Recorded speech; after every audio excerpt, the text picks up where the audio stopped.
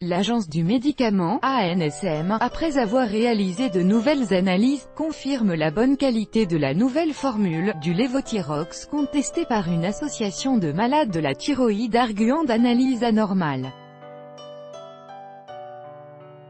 Mi-juin, l'Association française des malades de la thyroïde, AFMT, avait estimé, sur la base d'analyses qu'elle avait commanditées, que la nouvelle formule du médicament comportait des anomalies dans sa composition, qui pourraient expliquer la vague d'effets secondaires, fatigue, maux de tête, insomnie, vertige, etc., qui a suivi le passage de l'ancienne à la nouvelle formule en 2017.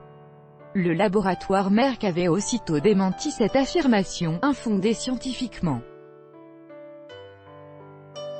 Les dernières analyses réalisées après celles de l'association, comme celles réalisées précédemment dans les laboratoires de la ANSM, confirment la bonne qualité de la nouvelle formule du Levothyrox, assure ce jeudi l'Agence du médicament dans un communiqué.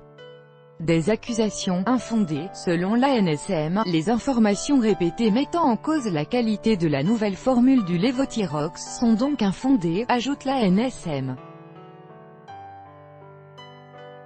Les résultats des analyses de l'ANSM démontrent la présence de quantités de lévothyroxine comparables entre l'ancienne et la nouvelle formule, qui n'est donc pas sous-dosée, contrairement à ce qu'avançait l'association.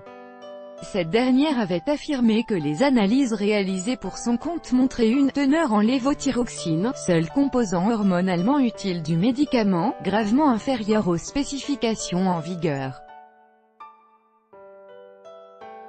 L'association relevait, en outre, la présence, très anormale, de dextrothyroxine, une molécule autrefois employée contre le cholestérol. Une allégation également contredite par l'ANSM, les analyses montrent la présence de traces de dextrothyroxine, de l'ordre 0,1%, dans l'ancienne formule et dans la nouvelle formule de Levothyrox, 4 concurrents sur le marché. La présence à l'état de traces de dextrothyroxine dans ces médicaments est attendue pour ce type de substance et ne représente pas en soi un défaut qualité ni un risque pour la santé, ajoute l'ANSM.